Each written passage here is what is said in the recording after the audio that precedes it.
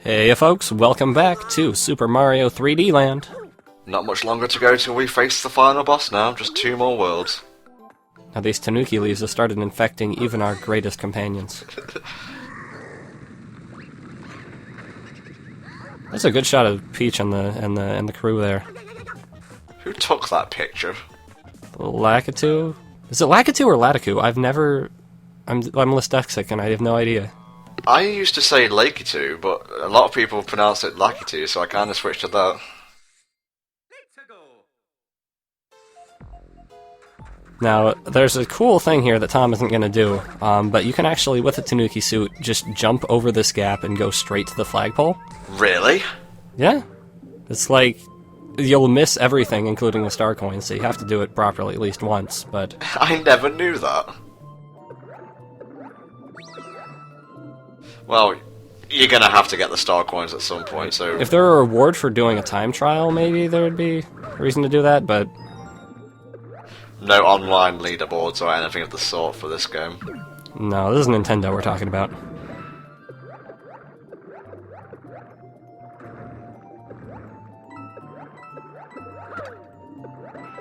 Unfortunately, that's kind of the coolest thing about the level, is that you can skip it. It's not quite the strong opening to a world that we've had in the past. The best thing about this level, as we said in previous worlds, is just the music, really.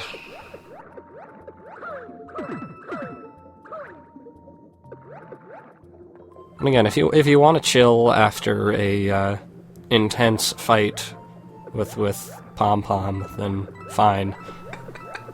Intense in massive size 3,000 quotation marks.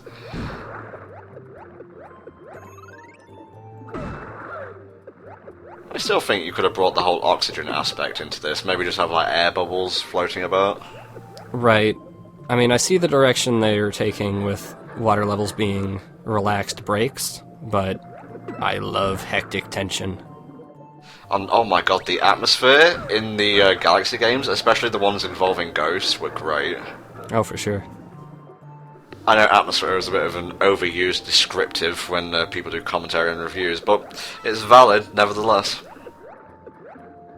And Galaxy does have a bit more hardware to work with, admittedly, but... Just to clarify, atmosphere is aesthetics, mostly. It can usually be to do with, like, stories and personality, but it's mostly the music, the visuals. Like, for example, the rippling sound effects underwater, you know, fog and haze and so on. Right, especially in Mario games where plot and characters are very much secondary. It relies on music and looks. To this day, I still don't understand why people had a problem with Mario Galaxy's story. It was like simple as all hell. I feel some people actually thought it was too intrusive. Miyamoto included. I didn't like that they dumbed it down in 2. I mean, you have a time reset like DC Comics style, but that's about it. Well, I think Galaxy 2 was just basically Rosalina reading the story of Galaxy 1. With added effects. Yeah. Cool little authorial rewrite there. Galaxy 2 is not a bad game. It's fantastic. It's fantastic. Gameplay-wise, probably a bit better than Galaxy 1, because it, you know, goes back and fixes all the problems that it had, you know, with like the camera, the gravity going awry. It's just that as an experience, I prefer the first game.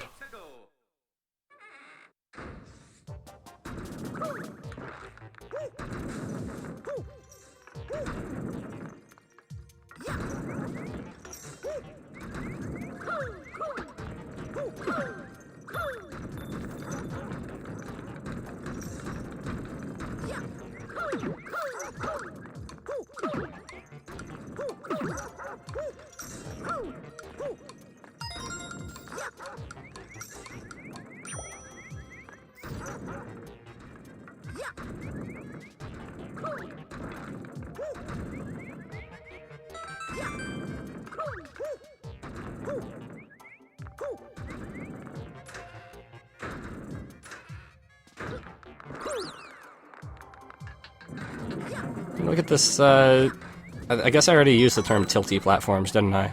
They use flip-flap platforms. Oh, okay, so those are tilty platforms. Let's not get too far into Game Grumps terminology. Flip-flap, tilty, that's good enough. Okay. As long as you don't say, look at these platforms, it's doing a thing, I think we'll be okay. So look at these pendulums. They're You doing asshole. a thing. I mean, again, the Tanooki suit, very useful here, because you got two timing things that I don't think are necessarily synced. So using the Tanooki suit to just fly over them is very helpful. And I've noticed with pendulum platforms, I get hit more when they're kind of on the rebound. I think I'm safe because I'm past them, and then they just hit me in the back.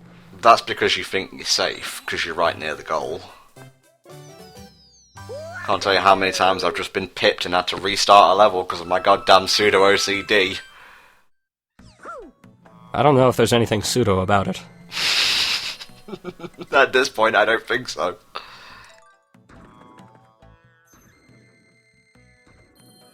Mostly I'm just visiting Toad so he's not lonely. I mean, he has his brethren, doesn't he? Well, billions upon billions of Toads, yes. Oh, it's all wrapped in everything, how nice. A fire flower? No. You sicken me. I think he enjoys any kind of attention he can get. Would have been better if he just put a 1-up in there.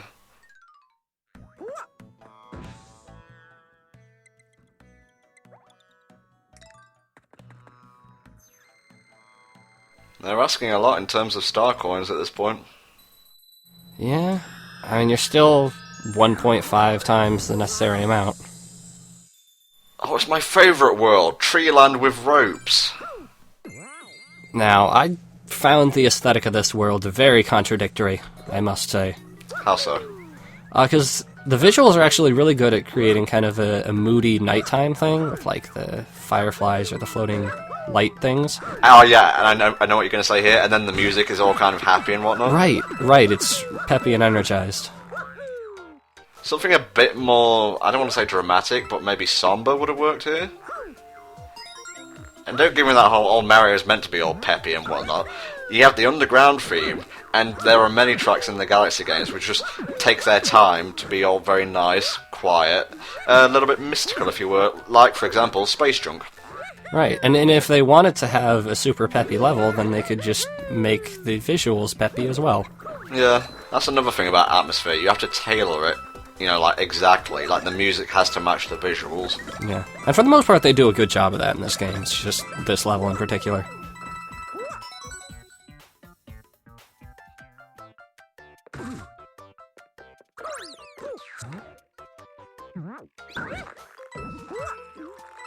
I'm only skipping that telescope thing or binoculars, whatever, because I know where the last star coin is. It's not being hoarded by some greedy toad. Just some fuzzy who's doomed to patrol a set path for his entire life. He seems happy about it. He seems bewildered, is what he seems.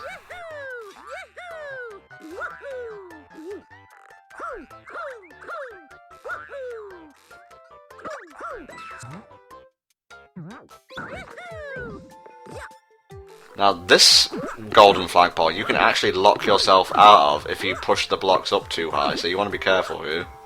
Oh, I guess, yeah, you could push them so high that you can't hit them, or can't get on top of them?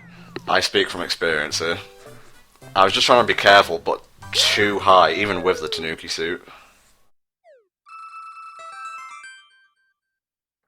See, if this were Mario Galaxy, you could spin and get some extra height and get up on top. Yeah, I noticed with the wall jumps here, they've kind of like pushed gravity down even more. Because when I fall in between platforms and I try to jump back up, I can't because it's like constantly pushing me down. Yeah, I remember specifically one certain level towards the end of the game where I thought I could save myself, and I really couldn't. This level's okay, I guess, but the music is really unfitting. The music is a weird, like, darker remix of the main theme, and I'm not sure why they chose to do it here of all places. Instead of kind of like a mechanical techno kind of thing? Right. Like, I'm really glad that they have a remix of the main theme in the game, and I'm glad they didn't just do the main theme straight up with no variation, but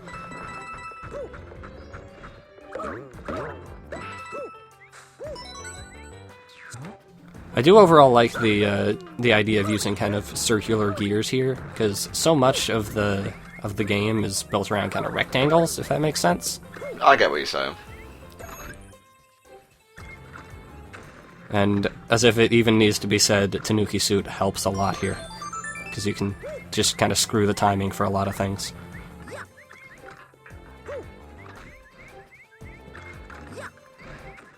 I do like the whole clockwork trope, but I feel this one could have been expanded upon a bit more. Right, well it has to fight with Tick-Tock Clock, which is difficult. I like that it implies you're actually inside a clock tower, what with the window and the light shining in here. Yeah, I think overall the look of the level's pretty good.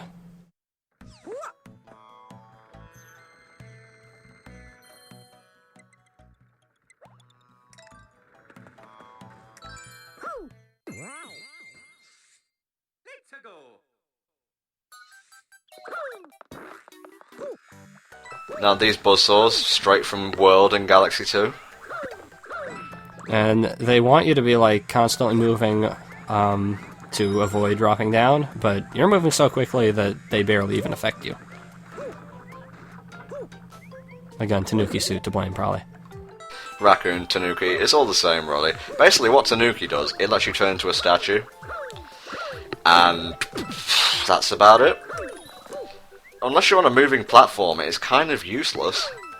I've just been calling him Tanooki because I want to be the weeboo like that.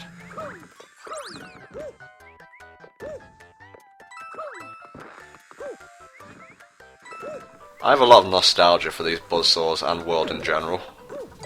I have a lot of nostalgia for buzzsaws, but for very different reasons. Do I want to know? Probably not. I like this section, because you gotta be both conscious of where the platform is going and where you are on the platform at that moment.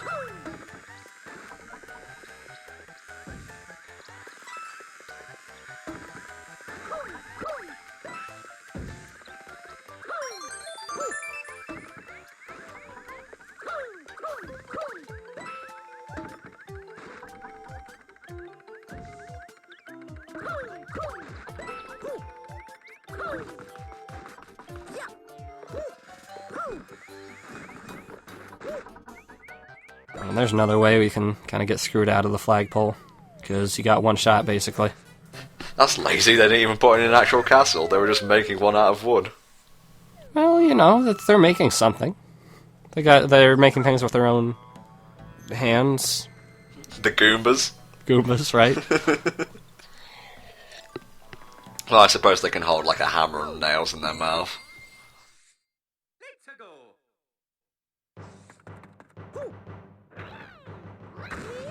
Why, 3D Land?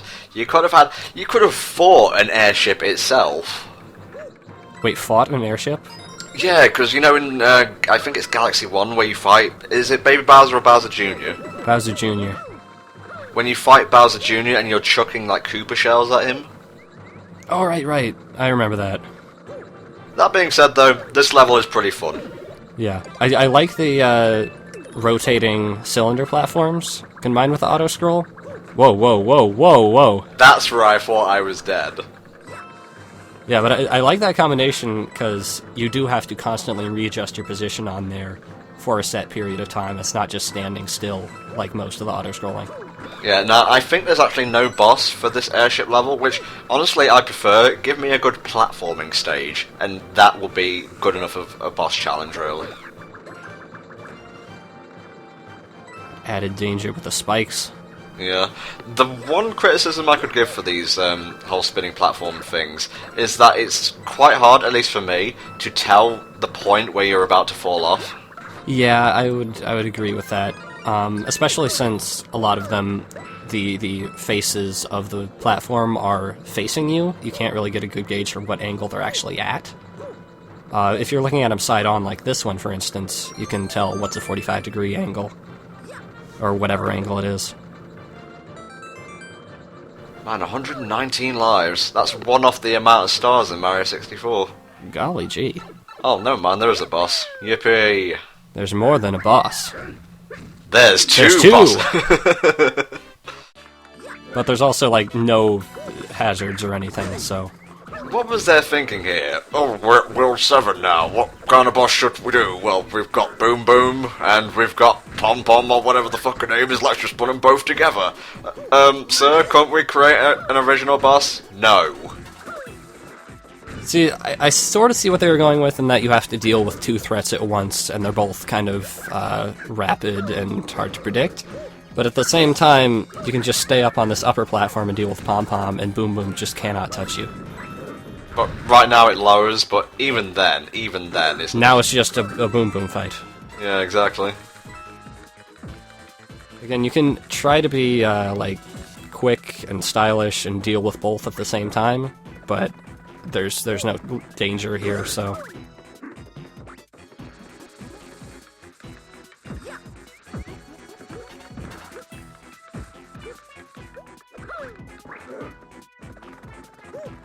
God, the boss theme's bland. Yeah. I hate to be so critical, but I feel I kind of have to be at this point, because I heap love on the Galaxy games, and anything less than that is just kind of a letdown. Right. And it's nothing to do with the fact that they can't simply just replicate Galaxy. I don't want Galaxy 3, I want something on the same level as Galaxy. I mean, I wish we weren't trying to compare a portable game to a console game in terms of, like, sometimes music and aesthetics, but you've got enough to work with on a 3DS, I think. It's not really an excuse. And Nintendo themselves described it as a mix of Galaxy 64 and New Super Mario Bros. I don't really see the 64 in here, but okay. Maybe the desert levels with the whole wide open roaming thing? Yes, sort of. Sort of, I guess. Whatever. It's just a spectacular piece of gaming entertainment, it's okay. We'll see you all next time for the final basic world of Super Mario 3D Land. See you then.